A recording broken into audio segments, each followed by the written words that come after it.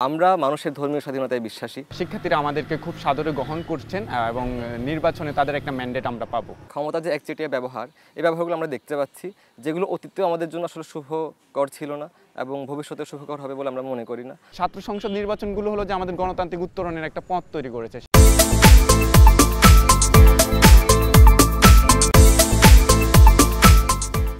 দর্শক, স্বাগত এনপিবির বিশেষ আয়োজন ক্যাম্পাস টকে। সঙ্গে আছি আমি শফিকুল ইসলাম শান্ত।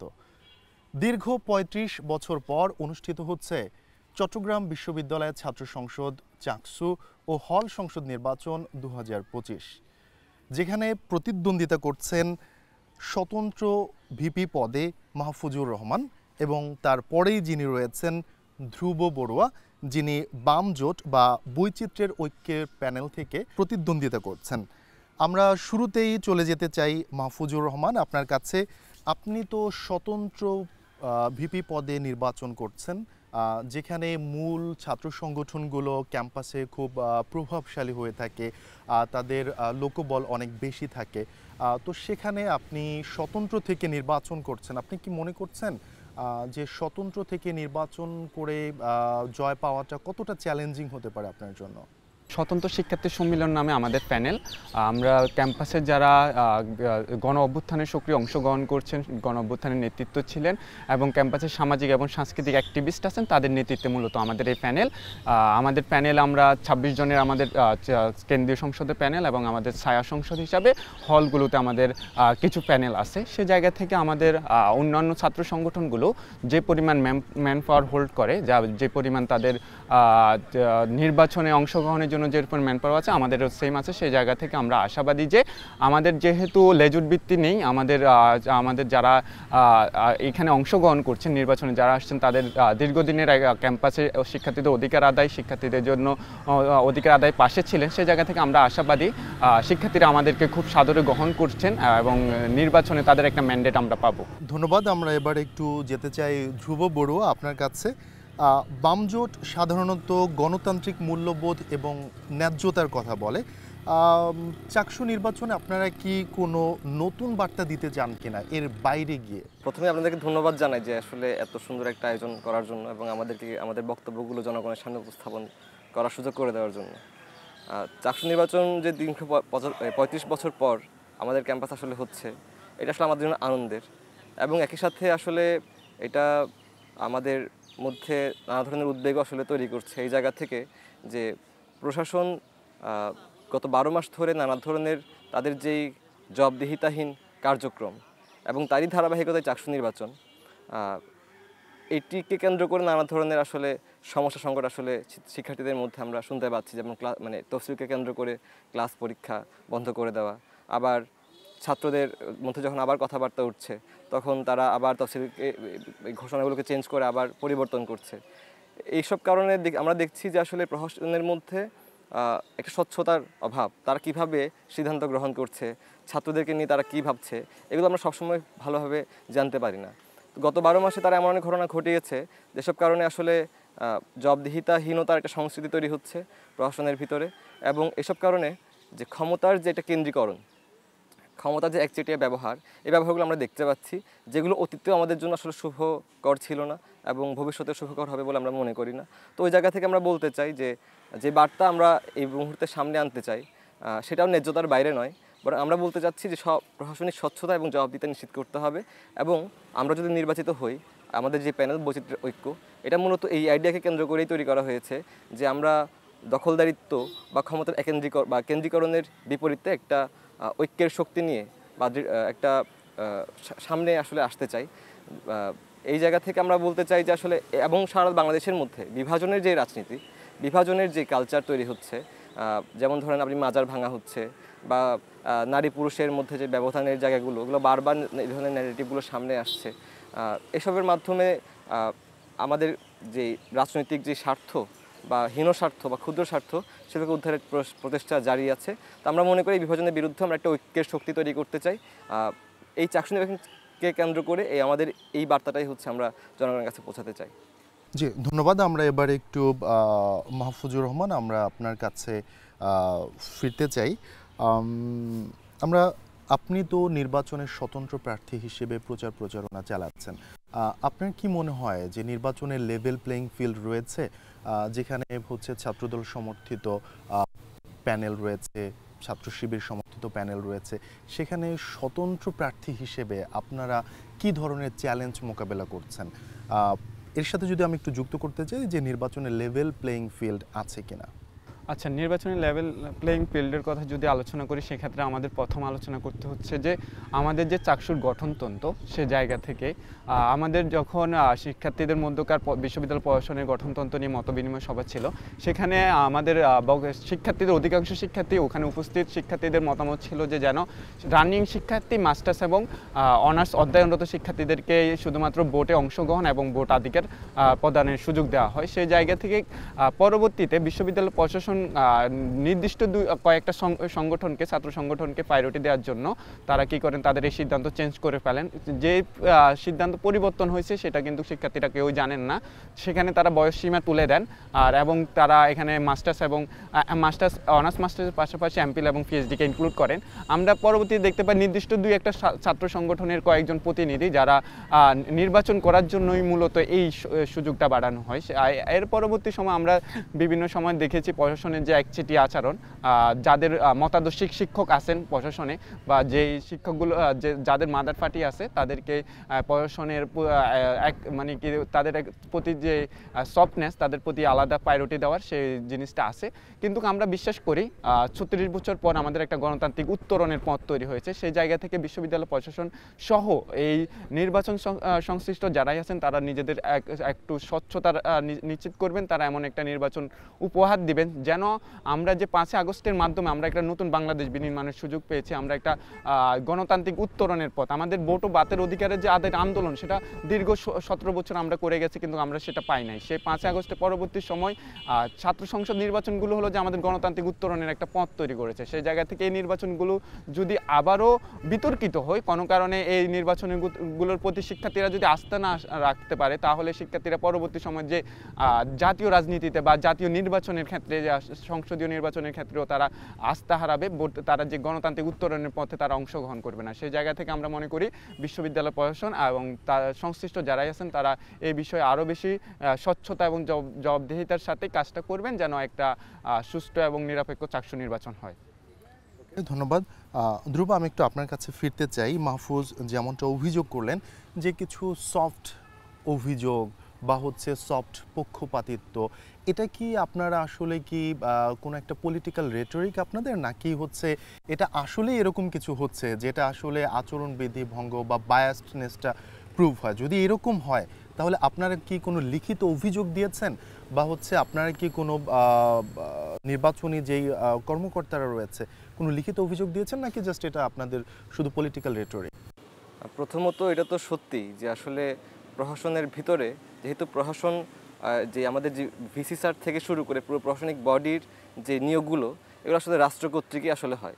মানে এবং রাষ্ট্র কর্তৃক বা রাষ্ট্রপতি কর্তৃক যখন আসলে ভিসি নিয়োগ হয়, তখন সেটা একটা রাজনৈতিক নিয়োগ, এবং রাজনৈতিক নিয়োগের মধ্য দিয়ে একটা রাজনৈতিক নিয়ন্ত্রণ প্রতিষ্ঠার চেষ্টা সবসময় রাষ্ট্র করে এসেছে। আমরা দেখি ছাত্রলীগের আমলে সেখানেও তারা যে নিয়োগগুলো করতো, সেগুলো দলীয় বায়াসনেসের জায়গা থেকে করতো বা লবিং পলিটিক্সের মধ্য দিয়ে করতো, যে কারণে এই ক্ষমতার কেন্দ্রীকরণ হওয়াটা প্রশাসনের জন্য অনেক সহজ হয়ে গেছে।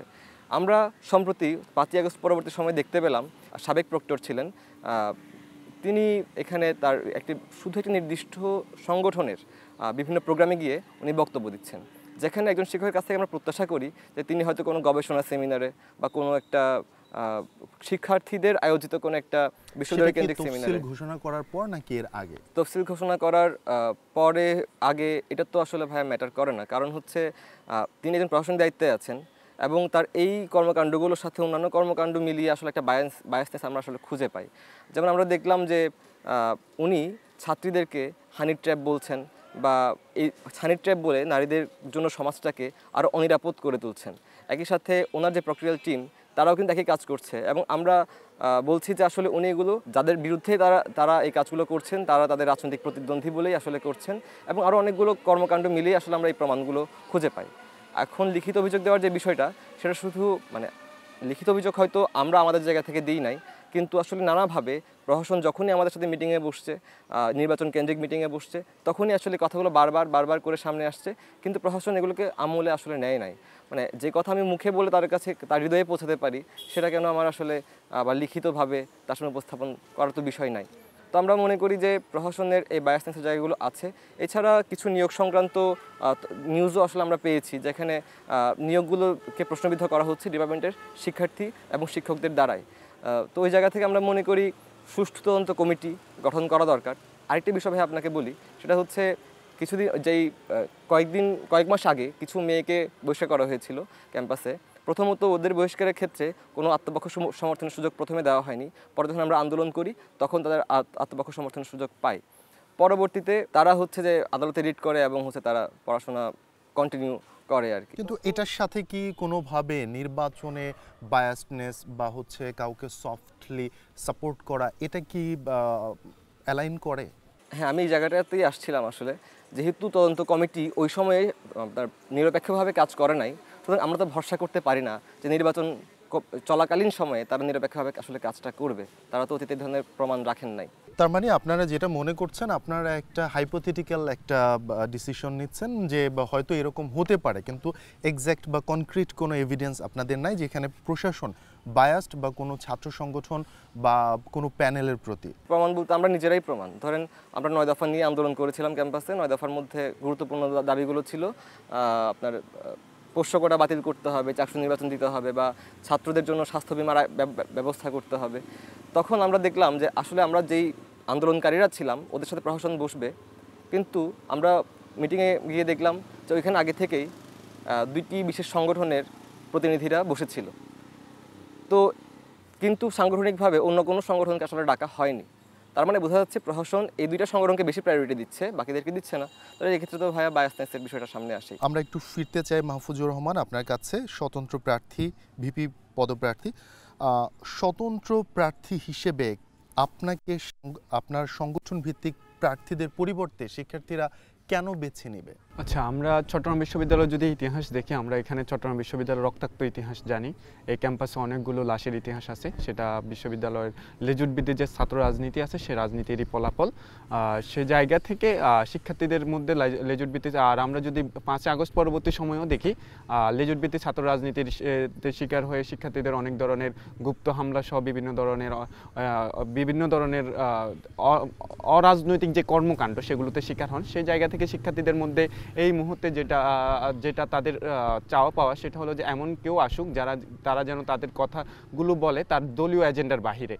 আর এইখানে বিশ্ববিদ্যালয় প্রশাসনের প্রতি নির্দিষ্ট কয়েকটা ছাত্র সংগঠনের অতিরিক্ত যে দায় এবং দরদ দেখা গেছে, তারা প্রশাসনকে সব জায়গায় স্টেপ দেওয়ার একটা প্রবণতা, সেই জায়গাটাতেও শিক্ষার্থীদের অধিকারের প্রশ্ন থেকে তারা সবচেয়ে বেশি চিন্তা করেন যে প্রশাসনকে কিভাবে রক্ষা করা যায় সেই জায়গাটা। তো সব মিলে আমরা যেটা এই মুহূর্তে দেখতেছি, শিক্ষার্থীরা চাইতেন এমন কেউ তাদের কণ্ঠস্বর হয়ে উঠুক। যেহেতু চাকসু শিক্ষার্থীদের অধিকার আদায়ের প্ল্যাটফর্ম, সেখানে শিক্ষার্থীদের অধিকারের প্রশ্নে যারা এই সরব ছিলেন বিগত সময়গুলোতে তারাই আসুক। সেই জায়গা থেকে আমরা স্বতন্ত্র প্রার্থী হিসাবে স্বতন্ত্র নির্বাচন করছি স্বতন্ত্র শিক্ষার্থী সম্মেলন থেকে।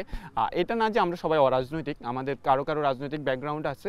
আমরা বিভিন্ন 5 আগস্ট এবং 5 আগস্টের আগে এবং পূর্বে আমরা বিভিন্ন ধরনের সামাজিক রাজনৈতিক কর্মকাণ্ডের সাথে সবাই সক্রিয় অংশগ্রহণ ছিল। কিন্তু এই মুহূর্তে আমাদের মনে হলো আমরা আসলে 28,000 শিক্ষার্থীদের যে প্রতিনিধিত্ব করার জায়গা, নির্দিষ্ট কোনো ছাত্র সংগঠন কখনো 28,000 শিক্ষার্থীকে ওন করতে পারে না। 28,000 শিক্ষার্থীদের যে চাওয়া পাওয়া সেটা নিয়ে কথা বলতে পারে না। তারা নির্দিষ্ট একটা আইডিওলজিক্যাল বেস শিক্ষার্থীদের প্রতিনিধিত্ব করে। সেই জায়গা থেকে আমরা চেয়েছি যে সব গণনার সব মতাদর্শিক মানুষগুলো এখানে আসুক। আমরা একসাথে একটা ইনক্লুসিভ একটা প্যানেল করছি যেন সবার কণ্ঠস্বর হয়ে উঠতে পারি। 28,000 শিক্ষার্থী যেন আমাদের উপর ভরসা করতে পারে, আমাদের উপর ভরসা করে তাদের গুরুত্বপূর্ণ ম্যান্ডেট আমাদেরকে দিতে পারে। আরেকটা বিষয় হলো যে আমরা যদি লেজুরভিত্তিক ছাত্র সংগঠনগুলোর যে প্যানেল সেগুলো জয়ী হয়ে আসার পর শিক্ষার্থীদের সবচেয়ে বেশি আশঙ্কা সেটা হলো যে চাকসু পরবর্তীতে হবে কিনা। আমরা জানি যে চাকসু নির্বাচন বন্ধ হওয়ার পিছনের যে গল্প সেটা, এর পাশাপাশি বিভিন্ন ক্যাম্পাসে ছাত্র সংসদ নির্বাচনগুলো কেন বন্ধ হয়ে গেছে, সে জায়গা থেকে শিক্ষার্থীরা চায় যারা পরবর্তী বছর, তারা এই বছর নির্বাচিত হলে পরের বছর আবার চাকসু নির্বাচনটা নিশ্চিত করে তারা তাদের দায়িত্বটা ছেড়ে দিবে এমন মানুষগুলোকে। সেই জায়গা থেকে আমরা শিক্ষার্থীদের কাছে যাচ্ছি, শিক্ষার্থীরা আমাদেরকে গ্রহণ করছেন, তাদের মতামতগুলো জানাচ্ছেন, তাদের পরামর্শগুলো দিচ্ছেন, সে জায়গাতে আমরা আশাবাদী। ধ্রুব বড়ুয়া, আমরা একটু আপনার কাছে ফিরব। 5 আগস্ট পরবর্তী ক্যাম্পাসে যেটাকে উগ্রপন্থা বলে অথবা হচ্ছে ডানপন্থীদের উত্থান, এরকম কিছু কি আপনার চোখে পড়ছে এবং সেটা কি এই চাকসু নির্বাচনে প্রভাব ফেলতে পারে কিনা বা আপনাদের জন্য কোনো শঙ্কার কারণ কিনা? প্রথমত ভাইয়া, 5ই আগস্ট পরবর্তী সময়ে যে উগ্র ডানপন্থার উত্থান বা ধর্মীয় ফেসিবাদের যে উত্থান, এটা তো সারা বাংলাদেশে আমরা দেখতেই পাচ্ছি। ধরেন মাজার ভাঙা হচ্ছে বা নারীদের ফুটবল খেলাকে রদ করা হচ্ছে কোথাও কোথাও। আপনি দেখবেন যে রাস্তায় ধরে ধরে ফকির সন্ন্যাসীদের চুল দাড়ি কেটে দেওয়া হচ্ছে এবং এগুলো নিয়ে আলোচনা ঝড়ও আসলে সোশ্যাল মিডিয়াতে উঠছে। এবং আমরা আমাদের বিশ্ববিদ্যালয়েও দেখতে পাই যে আসলে আমাদের বিভিন্ন বিশ্ববিদ্যালয়ের পরিবার গ্রুপ বা অন্যান্য যে গ্রুপগুলো আছে সেখানেও আমরা দেখবেন যে আসলে সান্ধ্য আইনের পক্ষে ন্যারেটিভ উৎপাদিত হচ্ছে। যে সান্ধ্য আইন ব্রিটিশরা ব্যবহার করেছিল আমাদের জাতীয় মুক্তির আন্দোলনকে আসলে নস্যাৎ করার জন্য এবং নারী পুরুষের সম্মিলিত যে আন্দোলন সেটাকে আসলে নস্যাৎ করার জন্য। তো ওইটার প্রয়োগটা কিন্তু আমরা এখনও আসলে দেখতে পাচ্ছি। কারণ মানুষ যদি ঐক্যবদ্ধ হয়ে যায় তাহলে শাসকের জন্য সেটা অবশ্যই সবসময় ঝুঁকিপূর্ণ। তো ওই জায়গা থেকে আমরা গ্রুপগুলোতে দেখছি এবং যেখানে প্রশাসন নিজেই নারীদের জন্য সমাজটাকে নিরাপদ করে তুলতে চাইছে তাদের বক্তব্যের মধ্য দিয়ে, কথার মধ্য দিয়ে এবং তাদের দায়িত্বজ্ঞানহীন আচরণের মধ্য দিয়ে, সেখানে কিন্তু এই ধরনের উগ্র ডানপন্থার উত্থানটা খুবই স্বাভাবিক। এবং নানা ধরনের সত্য মিথ্যা মিলিয়ে যে ন্যারেটিভ উৎপাদন করা হচ্ছে এগুলো আসলে ক্ষতিকর। তো চাকসু নির্বাচনকে কেন্দ্র করে আমি আসলে বিশেষভাবে মনে করি না, প্রশাসন যদি আসলে তৎপর থাকে তাহলে উগ্র ডানপন্থা এখানে কোনো কিছু করতে পারবে আসলে মনে হয় না। কিন্তু এতদিন যে আসলে এগুলো হতে পেরেছে, আমি মনে করি বা আমরা এটা বুঝতে মানে এটাই দেখি আমাদের ক্যাম্পাসের মধ্যে যে প্রশাসনের একটা প্রচ্ছন্ন প্রশ্রয়েই এই উগ্র ডানপন্থার ঘটনাগুলো আসলে ঘটছে। এর সঙ্গে আমি যদি একটা সম্পূরক প্রশ্ন করি, সেটা যে সাধারণভাবে একটা পারসেপশন রয়েছে শিক্ষার্থীদের মধ্যে এবং সাধারণ মানুষের মধ্যে যে বামপন্থী এবং ইসলাম এটা একটা কন্ট্রাডিক্ট করে। এরা কি আপনাদের রাজনীতিটা কি এরকম যে একটু ইসলামকে বা হচ্ছে ইসলামিক বা ধর্মভিত্তিক যে দলগুলো রয়েছে তাদেরকে একটু আক্রমণ করা, তাদেরকে একটু ব্যাকডেটেড মনে করা বা তাদেরকে আসলে পশ্চাদপসরণগত একটা দল বা হচ্ছে গোষ্ঠী হিসেবে বিবেচনা করা, আসলে কি আপনাদের এটা এরকম আপনাদের কনসেপ্ট আছে নাকি আপনাদের সম্পর্কে মানুষকে ভুল বোঝানো হচ্ছে? প্রথমত আপনার শেষ প্রশ্নটাই দিই, আসলে মানুষকে ভুলই বোঝানো হচ্ছে।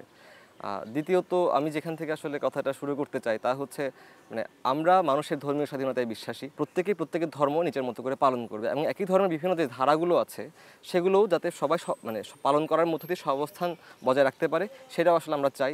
এবং আমরা যদি কখনো নীতি নির্ধারণী পর্যায়ে আসলে যাই, আসলে জিনিসটাই আমরা মেনটেন করার চেষ্টা করব। আপনি দেখবেন যে আমাদের দেশের মধ্যে কিছুদিন আগে যে একজন ইমামকে কুপিয়ে হত্যা করা হয়েছে, পরে হাসপাতালে গিয়ে সে মারা গিয়েছে। তো সেও তার দুজনে কিন্তু একই ধর্মের ছিল, কিন্তু মানে একজনের ব্যাখ্যা আরেকজনের পছন্দ হয়নি, এই কারণে তারা হচ্ছে কোপানোর ঘটনাটা আসলে আমরা দেখতে পেলাম। তো এটার পিছনে মানে আমি মনে করি যে আসলে এক ধারার সাথে আরেক ধারার যে দ্বন্দ্বটা এবং একজন যে আরেকজনের উপর মানে আরেকজনকে খুন করার অধিকার সে অনুভব করছে, এটা আসলে হওয়া উচিত না। কারণ একজন মানুষের বেঁচে থাকার অধিকার আছে, একজন মানুষের আত্মপক্ষ সমর্থনের অধিকার আছে এবং এটাই গণতন্ত্রের ভিত্তি। তো আমরা এটাই মনে করি। এবং ফেসবুকের মধ্যে সাধারণত আমরা যেগুলো দেখি বেশিরভাগই আসলে এখানে অপপ্রচারের জায়গা। আবার কিছু মানুষ আছে যারা ধর্মের জায়গাটাকে খুব বড় করে দেখে। আমরা তাদেরকে আসলে মনে করি যে তারা ভুল পথে আছে, তারা আসলে জনগণের রাজনীতি করছে না।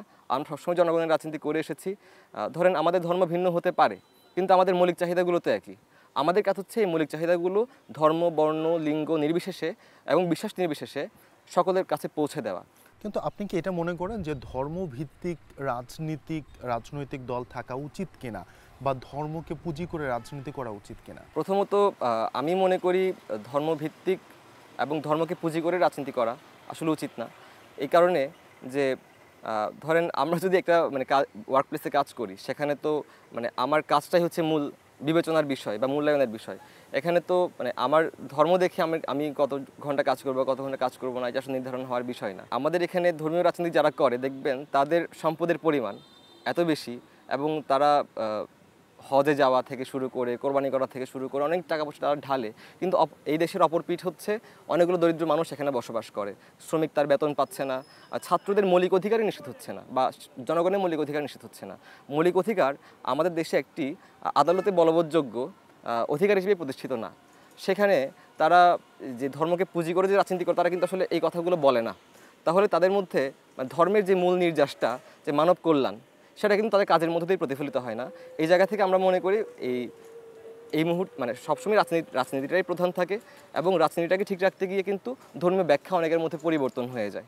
এটা কিন্তু আসলে ধর্মের জন্য অপমানকর, বা যারা ধার্মিক তাদের জন্য আসলে অপমানকর। তো আমার মনে হয় যে আসলে এসব পার্সপেক্টিভ থেকে মানুষের পক্ষের যে রাজনীতি সেটাকে বেছে নেওয়া উচিত, মৌলিক অধিকারের পক্ষে যে রাজনীতি সেটাকে বেছে নেওয়া উচিত, এবং শিক্ষাকে আপনার বেসরকারীকরণ বা সবার জন্য সুলভ করার জন্য যে রাজনীতি সেটাকে আসলে বেছে নেওয়া উচিত। আপনি যদি চাকসুতে ভিপি নির্বাচিত হন, সেক্ষেত্রে এই যে ধর্মভিত্তিক রাজনীতি বা ধর্মকে পুঁজি করে যে রাজনীতি, সেটা বিরুদ্ধে কি ধরনের পদক্ষেপ নেবেন? বিরুদ্ধে পদক্ষেপ নেওয়ার তো আসলে কিছু নাই। প্রথম বিষয় হচ্ছে যে একজন মানুষ মনে করতেই পারে সে তার ধর্মের ভিত্তিতে রাজনীতি করতে চায়, তাহলে তার সাথে আমার মানে আলাপ আলোচনার বিষয় বা তার সাথে আমার ডায়ালগের বিষয়, হ্যাঁ, সে তার মতো করে তার কালচার প্র্যাকটিস করবে, তার পলিটিক্স প্র্যাকটিস করবে, আমি আমার মতো করে আমার পলিটিক্স প্র্যাকটিস করবো। হতে পারে যে সে তার প্র্যাকটিসের মধ্যে সে আমার বিরুদ্ধে ন্যারেটিভ উৎপাদন করছে, আমি আমার প্র্যাকটিসের মধ্যে তার বিরুদ্ধে ন্যারেটিভ উৎপাদন করছি। কিন্তু ধরেন একটা প্রতিষ্ঠানের অংশ হিসেবে যখন আমি ধরেন ভিপি নির্বাচিত হব, তখন তো আমি আসলে প্রশাসনের সাথে বার্গেনিংয়ে লিপ্ত হব, এবং তখন তো মানে আমার যে মূল্যবোধগত জায়গা সেটার সাথে আমার ৭১-এর যে মুক্তিযুদ্ধ, এবং সেখান থেকে শুরু করে ৮৩-র শিক্ষা আন্দোলন, ৬২-র শিক্ষা আন্দোলন, ৯০ স্বৈরাচার বিরোধী আন্দোলন, তারপর ২০১৮-র নিরাপদ সড়ক আন্দোলন, আমার কাছে আসলে এগুলোই ম্যাটার করবে, কারণ এগুলোতেই মানুষের যে চাওয়া পাওয়া আকাঙ্ক্ষা, এগুলো আসলে ঠিক ওই জায়গাতেই ছিল। ধরেন ২১শে ফেব্রুয়ারি শহীদ মিনারে ফুল দিতে যাওয়া, কোনো একটা পক্ষ মনে করলো ২১শে ফেব্রুয়ারি ফুল দিতে যাওয়াটা সেটা উচিত না, সে সেটাকে অপোজ করলো। সেই জায়গাগুলোতে আপনার পদক্ষেপ কি হবে? সেটা তো জাতীয় চেতনার একটা জায়গা। ১৬ ডিসেম্বর শহীদ মিনারে স্মৃতিসৌধে ফুল দিতে যাওয়া, তো এই বিষয়গুলোতে আপনার স্টেপ কি হবে? সে তার কথা বলতেই পারে, এবং সে চাইলে যে একটা বিচার ব্যবস্থা যেহেতু আছে, মামলাও করতে পারে, সে আইনিভাবে লড়তে পারে। সেখানে আসলে আমার মানে প্রথমত অতীতের যে বল প্রয়োগের সংস্কৃতি, সেটা আমরা আসলে আপনি বল প্রয়োগ করতে চাচ্ছেন না, আপনি বুদ্ধিবৃত্তিকভাবে তাকে মোকাবেলা করতে চাচ্ছেন, তার সঙ্গে তর্ক বিতর্ক প্রয়োজনে সেটা করে একটা সুষ্ঠু একটা শান্তিপূর্ণ উপায় আপনি সেটা সমাধান করতে যাচ্ছেন। ধন্যবাদ। আমরা একদম আমাদের অনুষ্ঠানের শেষ পর্যায়ে রয়েছি। মাহফুজুর রহমান স্বতন্ত্র ভিপি পদপ্রার্থী। আগামী ১৫ অক্টোবর চাকসুর ভোট গ্রহণ অনুষ্ঠিত হবে। শিক্ষার্থীদের উদ্দেশ্যে আপনার যদি কোনো বার্তা থাকে। আচ্ছা, আমাদের দীর্ঘ ৩৬ বছর পর চাকসু নির্বাচনটা হচ্ছে, সেটা আমরা শুধুমাত্র এখানে আমাদের গণতান্ত্রিক উত্তরণের পথ, এটা একটা যে বিষয়, আরেকটা হলো যেটা আমাদের জন্য বড় একটা উদযাপন। সে জায়গা থেকে আমরা শিক্ষার্থীদের সকল শিক্ষার্থী, বিশ্ববিদ্যালয়ের ২৮,০০০ শিক্ষার্থী, ২৭,০০০ সামথিং, সবাইকে বলবো যে আপনি আপনার ভোটটা দিতে আসবেন। আপনার ভোট দেওয়াটা গুরুত্বপূর্ণ। আপনার পছন্দের প্রার্থী যাকেই মনে হয়, আপনার অধিকারের প্রশ্নে আপনাকে যেই পাশে থাকবে তাদেরকে ভোটটা দিবেন। আর আমরা স্বতন্ত্র শিক্ষার্থী সম্মিলন, ক্যাম্পাসের অরাজনৈতিক অ্যাক্টিভিস্ট, আবার রাজনীতির সাথে বিশ্ববিদ্যালয়ের অধিকার আদায় যারা পাশে ছিলেন, তাদের নেতৃত্বে আমাদের এই প্যানেল। তো আমাদেরকে আপনাদের দোয়া এবং পরামর্শে রাখবেন, আর আমাদের যদি যোগ্য মনে হয় সে জায়গা থেকে আমাদেরকে বিবেচনা করবেন। জি, ধন্যবাদ। আমি শেষ করব ধ্রুব বড়ুয়া, বৈচিত্র্যের ঐক্য প্যানেলের ভিপি পদপ্রার্থী, বামজোট সমর্থিত।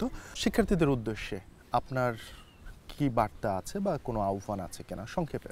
শিক্ষার্থীদের উদ্দেশ্যে আমাদের বার্তা হলো যে অতীতে যে দখলদারিত্বের সংস্কৃতি আমরা দেখেছি, সামনেও সেটা আসার সম্ভাবনা আছে। সেই জায়গা থেকে যাতে চাকসুতে যে ফলাফলই আসুক, যাতে আমরা ঐক্যবদ্ধভাবে সেই শক্তির সেই ভবিষ্যৎকে প্রতিরোধ করতে পারি এবং একটা সুন্দর ভবিষ্যৎ গড়ে তুলতে পারি। সেজন্য আমাদের সবাইকে ঐক্যবদ্ধ থাকতে হবে, এবং ঐক্যের যে লড়াই, এটা একটা ঐক্যবদ্ধ ভাবে নিরাপদ ক্যাম্পাস নির্মাণের লড়াই, যাতে এবং এই লড়াইটা সকল শিক্ষার্থীরই লড়াই, যাতে এই লড়াইটাকে তারা এগিয়ে নিয়ে যেতে পারে। তাদের সহযোগিতা আমাদের দরকার, এবং আমরা ঐক্যবদ্ধভাবে একটা নিরাপদ ক্যাম্পাস আসলে তৈরি করতে পারব। জি, ধন্যবাদ আপনাদের দুজনকেই আমাদের প্রোগ্রামে অংশগ্রহণ করার জন্য। ততক্ষণ আমাদের সঙ্গে থাকার জন্য ধন্যবাদ। আমাদের যে দুজন ভিপি পদপ্রার্থী তারা যে বার্তা দিলেন সাধারণ শিক্ষার্থীদের প্রতি 15 অক্টোবর ভোট গ্রহণ, আপনারা অবশ্যই আসবেন, ভোট দিবেন, ভোট আপনার নাগরিক অধিকার, সেটি প্রয়োগ করবেন। আজ এ পর্যন্তই, ভালো থাকবেন, আল্লাহ হাফেজ।